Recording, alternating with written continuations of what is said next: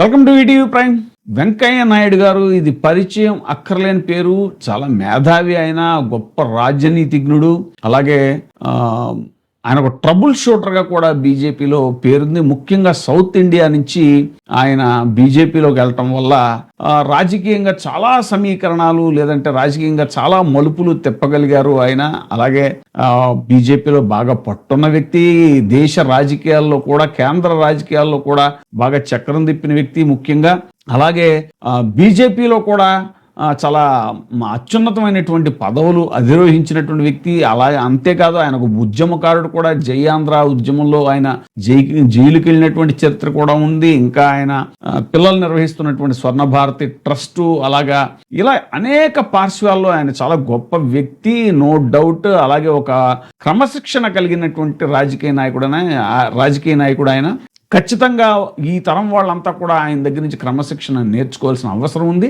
అయితే ఆయనకి భాష మీద అపారమైనటువంటి ప్రేమ. అదైతే ప్రతి వేదిక మీద కూడా మాతృభాష అనేటువంటిది కళ్ళ లాంటిది, పరాయి భాష అనేటువంటిది కళ్ళజోడు లాంటిది అని చెప్పేసి ఆయన చెప్తూనే ఉంటారు. మరి ఆయన కళ్ళజోడు పెట్టుకుంటారు, అది వేరే విషయం. అయితే మాతృభాష మీద ఆయనకు ఉన్నటువంటి అధిక మమకారంతో కొంతమంది తోటి విమర్శలు పాలవటం కూడా జరిగింది. ఎందుకు అనంటే, పరాయ భాష అంటే మరి మీ తాలూకు మీరు ఎవరినైతే ఉద్దేశించి మాట్లాడుతున్నారో, లేదంటే మీరు ఎవరినైతే సపోర్ట్ చేస్తూ ఉంటారో వాళ్ళ తాలూకు పిల్లలంతా కూడా ఏమైనా తెలుగు మీడియంలో చదివారా, ఇంగ్లీష్ మీడియంలో చదవలేదా, మరి మీ మనవాళ్ళు ఏమైనా తెలుగు మీడియంలో చదివారా, ఇలాంటి చాలా విమర్శలు కూడా ఆయన ఎదుర్కొన్నటువంటి పరిస్థితి. ఏదేమైనా సరే ఆయన చాలా ముక్కుసూటి మనిషి, నిక్కచ్చి మనిషి. ఆయన చెప్పదలుచుకుంది మాత్రం చెప్పేస్తారు, అందులో డౌట్ ఏం లేదు. ప్రాసలతో కూడా మాట్లాడతారు, చక్కగా ప్రాసలతోటి.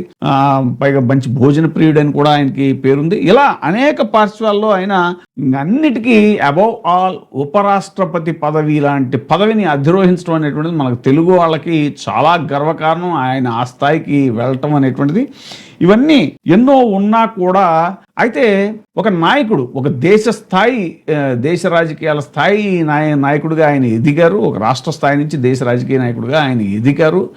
అయితే ఒక నాయకుడు, ఒక రాజకీయ నాయకుడిని మనం ఆయన గురించి తలుచుకోగానే గుర్తొచ్చే ఆయన ఏంటి, దేశానికి ఆయన చేసిన కంట్రిబ్యూషన్, రాష్ట్రానికి ఆయన చేసిన కంట్రిబ్యూషన్ ఇలా ఏదైనా ఉందా, ఆయన పేరు చెప్పగానే టక్కన గుర్తొచ్చేవి ఏమైనా ఉన్నాయా అనేటువంటిది మనం ప్రతి రాజకీయ నాయకుడి విషయంలో కూడా ఆలోచిస్తాం. ఫర్ ఎగ్జాంపుల్, అంతకుముందు సరే గాంధీ, నెహ్రూ, ఇలా చాలామంది, ఇందిరాగాంధీ, వీళ్ళందరూ ఆ తరాన్ని పక్కన పెట్టేస్తే రాజశేఖర రెడ్డి గారి తరం దగ్గరికి వద్దాం. రాజశేఖర రెడ్డి గారు, లేకపోతే చంద్రబాబు నాయుడు గారు, వెంకయ్య నాయుడు గారు, వీళ్ళంతా కూడా కాంటెంపరీ సమకాలీన రాజకీయ నాయకులు.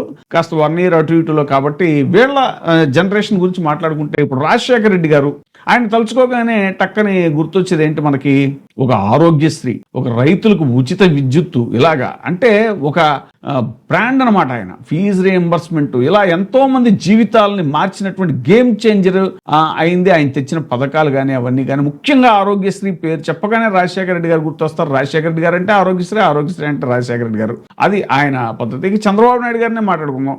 ఆయన సరే, ఆయన ఎంతవరకు చేశారు, అది పబ్లిసిటీ మహత్యమా ఇంకోట ఏది అన్నది పక్కన పెడితే, ఆయన పేరు చెప్పగానే గుర్తొచ్చేది ఏంటి, అర్బనైజేషన్, సిటీలు డెవలప్మెంట్, అది లేదంటే ఐటీ, ఇవన్నీ కూడా ఆయన పేరు చెప్తే హైటెక్ సిటీలు, ఇవి ఈ రకమైనటువంటి డెవలప్మెంట్ ఓరియంటెడ్ అనేటువంటి పేరు ఆయనకు వచ్చింది. ఆ ముద్ర ఆయనకు ఉంది. ఇక కేసీఆర్ గారి గురించి తీసుకుంటే, దశాబ్దాల కళ అయినటువంటి తెలంగాణని సాకారం చేయటంలో ఆయన ఏ స్థాయి కృషి చేశారు, సరే ఏ సమీకరణాలతో తెచ్చారు అనేటువంటిది మనం అది వేరే డిస్కషన్. కానీ ముందు తెలంగాణ తెచ్చింది ఎవరు అని అంటే, స్వతంత్రాన్ని తెచ్చింది గాంధీజీ అని ఎలా పిలుస్తామో, తెలంగాణ తెచ్చింది కేసీఆర్ అని చెప్పేసి చాలా ఈజీగా మనం చెప్పొచ్చు. ఆయన తెలంగాణ జాతిపిత అనే స్థాయికి ఆయన ఎదిగారు. సో తెలంగాణ అంటే కేసీఆర్, కేసీఆర్ అంటే తెలంగాణ అనే స్థాయిలో ఆయన చెప్పగానే అది గుర్తొస్తుంది. ఇక జగన్మోహన్ రెడ్డి గారు, అది చిన్నవాడైనా కూడా, చేసింది ఒకటే టర్మ్ అయినా కూడా, రాగానే అనేక సంక్షేమ పథకాలని చాలా గొప్ప స్థాయిలో నిలబెట్టినటువంటి వ్యక్తి.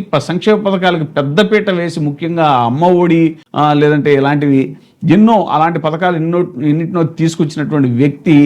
సో సంక్షేమ పథకాలకి ఆయన ఒక బ్రాండ్ అన్నట్టుగా ఆయన పేరు చెప్పగానే మనకు అది గుర్తొస్తుంది. మరి వెంకయ్య నాయుడు గారు, ఎంత అనుభవం, ఇంత సుదీర్ఘ రాజకీయ ప్రస్థానం ఉన్నటువంటి వెంకయ్య నాయుడు గారి పేరు చెప్పగానే టక్కన ఇది అని చెప్పలేము. అంటే ఆయన రాజకీయంగా అది చేశారు, ఇది చేశారు, కేంద్రంలో చక్రం తిప్పారు, ఇక్కడ చక్రం తిప్పారు, అక్కడ ఇది చేశారు, అది చేశారు, ఇవన్నీ మనం చెప్పుకోవచ్చు. కానీ ఆయన కంట్రిబ్యూషన్ అంటే సమాజానికి ఉపయోగపడేలాగా లేదా ప్రజలకు ఉపయోగపడేలాగా ఆయన చేసింది ఏంటి అని అంటే మన టక్కనే ఇప్పుడు రాజశేఖర రెడ్డి గారి గురించో చంద్రబాబు నాయుడు గారి గురించో లేదంటే కేసీఆర్ జగన్మోహన్ రెడ్డి వీళ్ళ గురించి చెప్పుకున్నంత ఫాస్ట్గా ఆయన చెప్తే గుర్తొచ్చేటువంటిది ఏమీ లేదు. మరి నా చిన్న బుర్రకైతే ఏమి తట్టట్లేదు. మరి మీకేమన్నా తట్టిందేమో ఆలోచించండి. ఎందుకు ఇవన్నీ చెప్పాల్సి వస్తుంది అని అంటే ఒక గొప్ప అవకాశాన్ని ఆయన్ని మిస్ చేసుకున్నారు అనేటువంటిది మాత్రం. ఎందుకంటే ఇంత సుదీర్ఘ రాజకీయ అనుభవం ఉన్న ఆయన కనీసం ఆయన పార్లమెంట్లోనే లేవనెత్తినటువంటి ప్రత్యేక హోదా ఏదైతే ఉందో, ఏది మన విభజన బిల్లు జరుగుతున్న టైంలో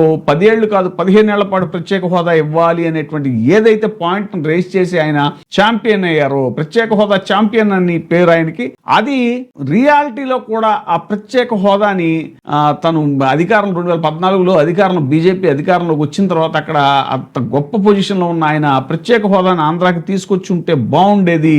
ఆయన చరిత్రలో ఆయన పేరు చిరస్థాయిగా మిగిలిపోయి ఉండేది. ఇప్పుడు మనం రాజశేఖర రెడ్డి గారి పేరు చెప్తే ఆరోగ్యశ్రీ, లేదంటే కేసీఆర్ పేరు చెప్తే తెలంగాణ, జగన్మోహన్ రెడ్డి గారి పేరు చెప్తే సంక్షేమ రాజ్యం, ఇవి ఎలా గుర్తొస్తాయో అలాగే వెంకయ్యనాయుడు గారి పేరు చెప్తే ప్రత్యేక హోదా అనేటువంటి గుర్తొచ్చేటువంటి ఒక బంగారం లాంటి అవకాశాన్ని ఆయన జారవిడుచుకున్నారు అనేటువంటిది ఆయన మీద ఒక మచ్చ ఉంది.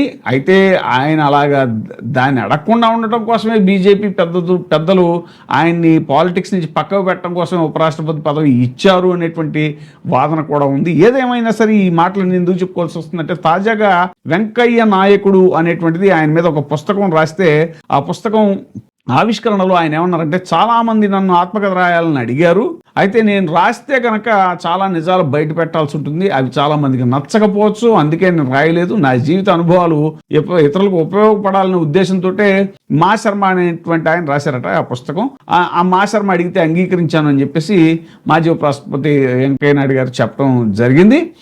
సో అంటే ఇప్పుడు కూడా ఆయన ఏంటంటే, నేనంటూ ఆత్మకథ రాస్తే చాలా మంది నొచ్చుకుంటారు అని ఇలా మాట్లాడటం అంటే, అసలు వెంకయ్య నాయుడు గారి మనసుకి నచ్చిన వాళ్ళు ఎవరో నచ్చని వాళ్ళు ఎవరో అనేటువంటిది మనం అందరికీ తెలిసిన విషయం. ఎందుకంటే చాలా బాహాటంగానే ప్రతి వేదిక మీద ఆయన ఎవరి గురించి మాట్లాడుతూ ఉంటారో, రాజకీయాల్లో అవి పెరిగిపోయింది ఇవి పెరిగిపోయింది అంటూ ఉంటారు, ఎవరిని ఉద్దేశించి అంటూ ఉంటారు, ఇవన్నీ మనకు తెలిసిన విషయాలే. కాకపోతే వెంకయ్య నాయుడు గారు ఈ ఒక్కటి ఏంటంటే, ఆయన పేరు చెప్పగానే గుర్తొచ్చేలాగా ఏదైనా చేస్తే బాగుండేది, ఇంత సుదీర్ఘ రాజకీయ అనుభవం ఉన్న వ్యక్తిగా అనేటువంటిది మాత్రం ఒక చిన్న అసంతృప్తి. మరి వెంకయ్య నాయుడు గారిలో ఉన్నటువంటి అసంతృప్తి ఏంటి అనేటువంటిది నిజంగా మరి ఆయన ఆత్మకథ రాసేటువంటి పరిస్థితి వచ్చినప్పుడు అప్పుడు కానీ మనకు బయటికి తెలిసే అవకాశం లేదు.